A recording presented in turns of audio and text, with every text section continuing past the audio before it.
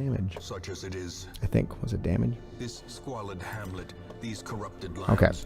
So this is the Hamlet in a terrible, terrible state. Obviously, it's looking real bad. But anyway, so what did I say? Night Owl. Oh yeah. So he actually has +2 speed, not damage. So he acts. He's more likely to act first in a round, which is usually a good thing. Sometimes a bad thing, like if you have a bleed on you and you are at death's door, which means you have 0 health. You don't just die when you're at 0 health. You have to then take more damage. So if he goes first, the way bleeds and blights work, like the damage over time stuff, they tick and then you do your turn. So if he's on death's door and it ticks and that's more damage to him, that could just kill him. That's how you die, is with damage after having been brought down to 0 health. Okay. So Stagecoach, this is where you find your people. I believe these guys are always the same. Come on. All right. These guys are always the same when you're playing this game. You always start with Reynald and Dismas, and then you get a Plague Doctor and a Vestal. Let's see here. Okay, so I've got some stuff to start. I do want to increase the number of heroes to 3. I will increase that again. I'll increase roster size eventually because 10 is really, really low. So basically you need resources, and you collect those resources as you're out in the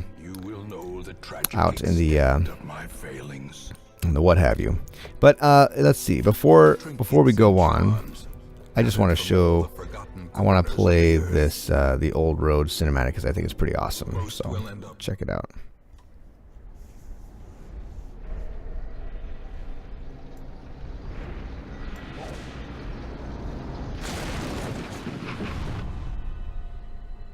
You will arrive along the old road. It winds with a troubling serpent-like suggestion through the corrupted countryside, leading only, I fear, to ever more tenebrous places. There is a sickness in the ancient pitted cobbles of the old road, and on its writhing path you will face viciousness, violence, and perhaps other damnably transcendent terrors.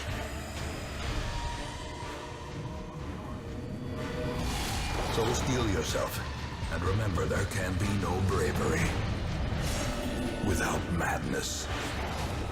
The old road will take you to hell, but in that gaping abyss, we will find our redemption.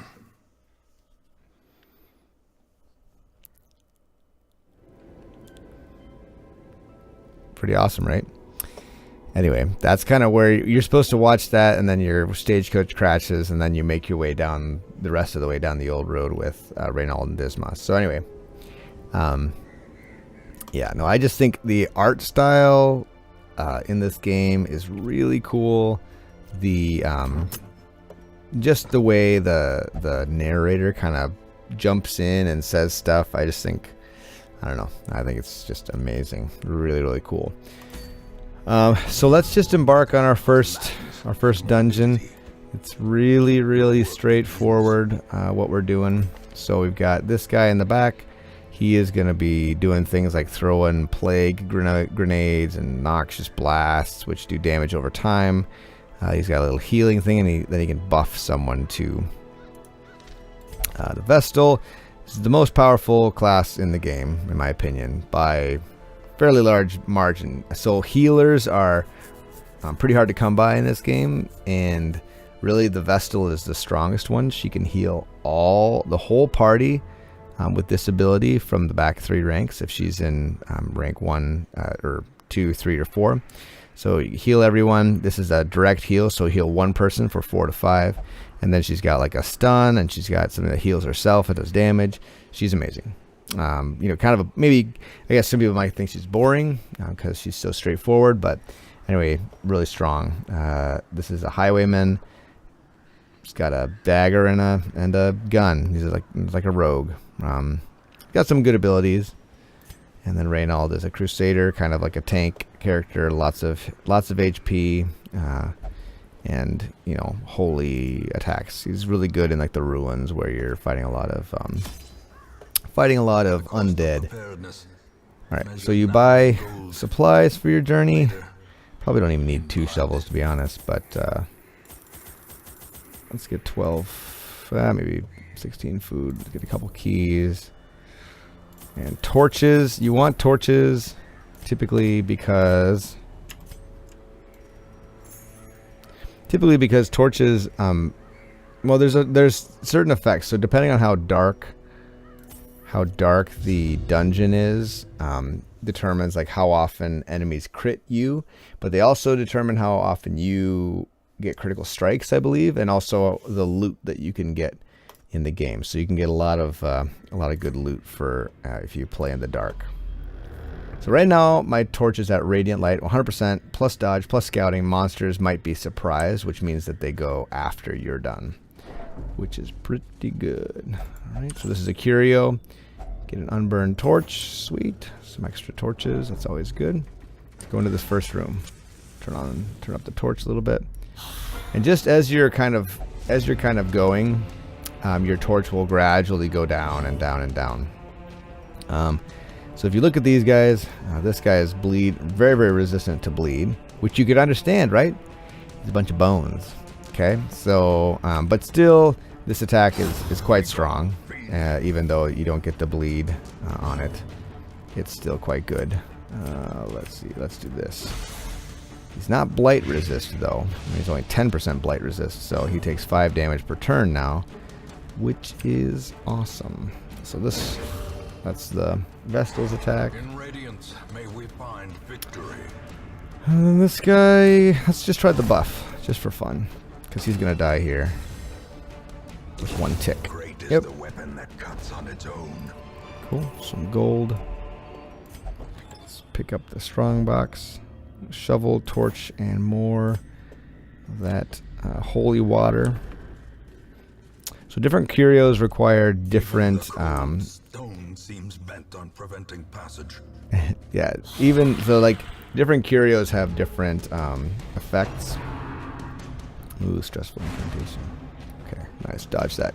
So in general, I'll just talk about this fight real quick. So this is a great example of what you're supposed to do in Darkest Dungeon. These 2 guys here are like basically they're damage dealers, so they're gonna try to kill your enemies.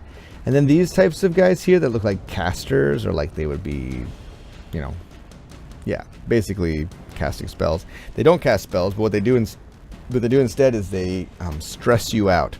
So you've got a health meter, but you've also got a stress meter. And so as you take damage, as these guys cast things on you, you get more and more stressed out in the game, which really sucks. That is what costs you money for the most part. They may not die, but they come back after a mission and they are completely just worn out because they they got stressed out, and you have to treat stressed out characters. So I stunned him so he wouldn't attack me.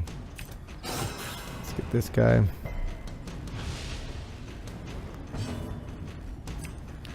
Let's just get him ticking away. Alright. And then this will actually attack both ranks, but I'm not going to do that. I'm just going to try to get rid of all the monsters one at a time.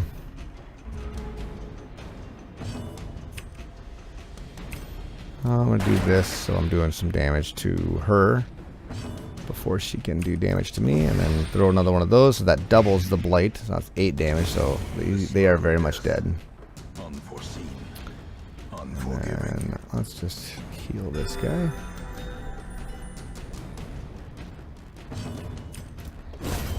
Smashed. Nice.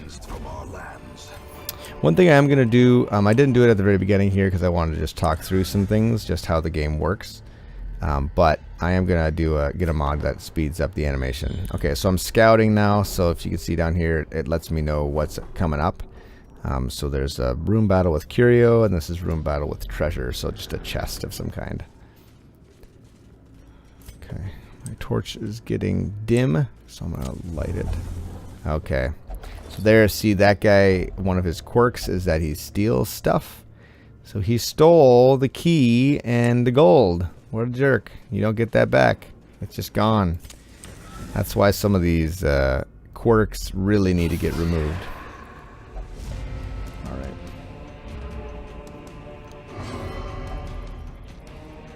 What? Oh, you gotta be kidding me. So he just passed. He had his turn was first, and then he was just like, "Nah, I don't think I can do it," and he passed. So that's one.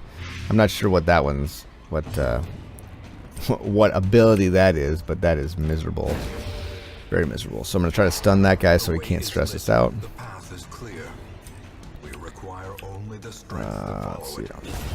Nice, nice. It's nice when you can kill them before they have a chance to attack you. That is what you're looking for. Bummer. Nice, but he resisted the bleed and the debuff. I think this guy just needs a little bit more damage. Yeah, now he's dead to the dot. So the damage over time. Oh, he resisted the blight. What a jerk. A death by inches. Okay. Try stunning this guy. Nice, we got him.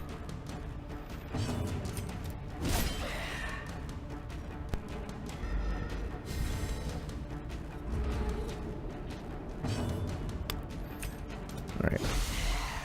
So really the Plague Doctor just kind of sits in the back and throws these plague bombs and just kind of generally is awesome. This character is really, really good, I think. Because, as you might imagine from what we've been talking about, it's really good to have a character that can attack the back ranks, right? You want to be able to get those back ranks. Oh, nice. Oh, Antiquarian, never mind.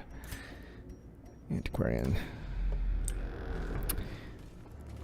So yeah, Plague Doctor is good. Let's see, he's a rogue, so he's got a 90% chance to disarm. So he'll be the one to disarm. That was a trap on the ground. In we go.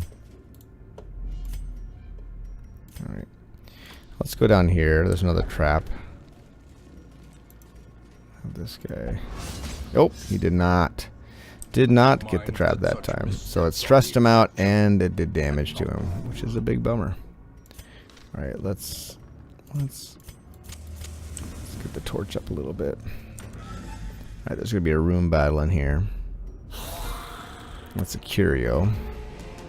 Okay, so no stress casters in this one, but this guy back here, this bone arbalist, does quite a bit of damage if you don't deal with him. So pretty important to do damage to him. Nice, a crit is good. So you get stress relief. That number that went over my head was a stress relief tick, which is awesome.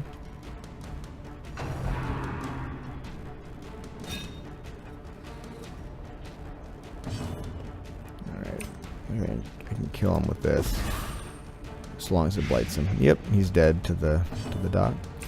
So let's stun this guy before he has a chance to act. Yeah, nice.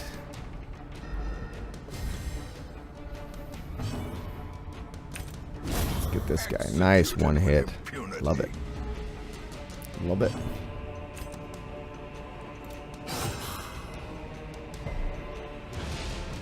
No debuff for him. Maybe I can get this guy though. Yeah, I must have just stunned him. Okay. Throw a blight against this guy here. Nah, now they're both dead. As the fiend falls, a faint hope blossoms. Got them both. Be wary. Triumphant All right, pride so this is holy water. a dizzying fall. Okay, got some health and stress relief. So let's just start going down this hallway to get to this curio. So it's just a sack. No, not again.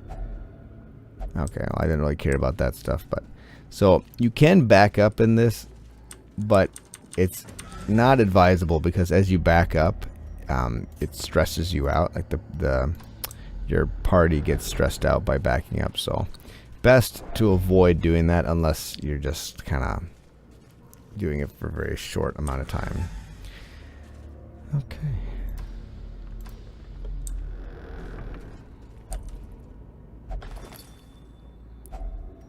packs Right. laden with Whoa, loot lots of food. are often low Holy on moly. supplies. All right, hunger check. So occasionally you'll get hungry in the dungeon. If you don't have any food to eat when that happens, you get stressed out. So we're going to continue adventuring because there's one more room. And there may be some loot.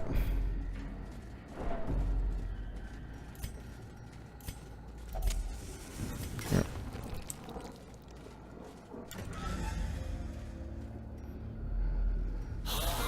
Oh man.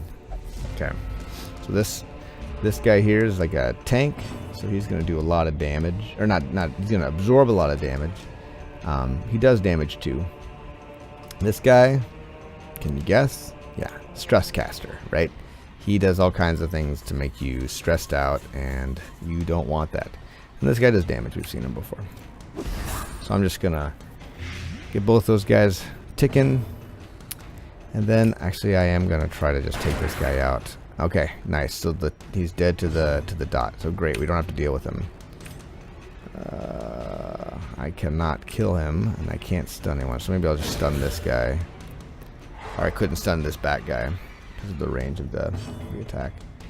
And I could stun this guy. Let's just see how this goes. Oh, he resisted this time. That guy's dead. Give them no quarter.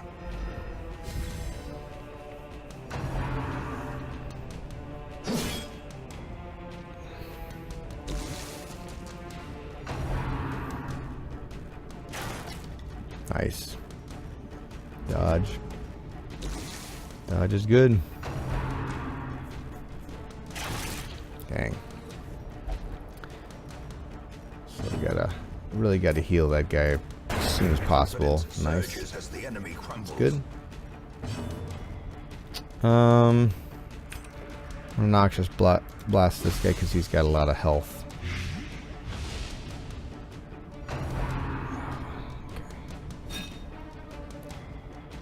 Sometimes what you want to do too is you want to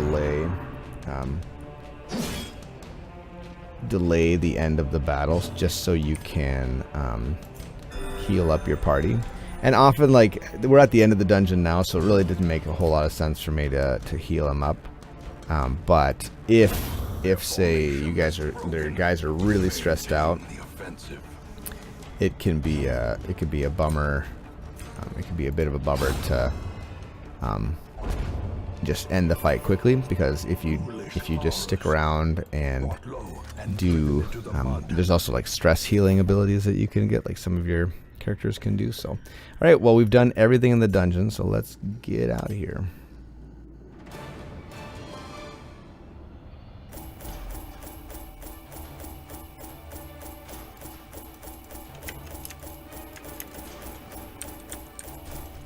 Okay, got a bunch of heirlooms, which is awesome. Not a lot of gold, but that's okay. So they all made it up to level 1, so that's cool. Ruins adventure, so less stress when he's in the ruins. This guy's winded. That's not good. He goes less quickly. Manslayer, so just better at fighting humans. Compulsive. That's not a good one. Spiritual. Okay, so he gets extra healing from the Vestal. So that's good. It's a good thing. More healing is good. Poor caretaker.